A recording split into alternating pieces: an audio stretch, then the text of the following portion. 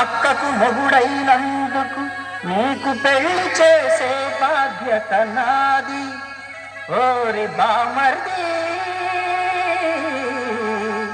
నీ కలలోకొచ్చిన చిన్నది ఎవరది, ఎలాగుంటది?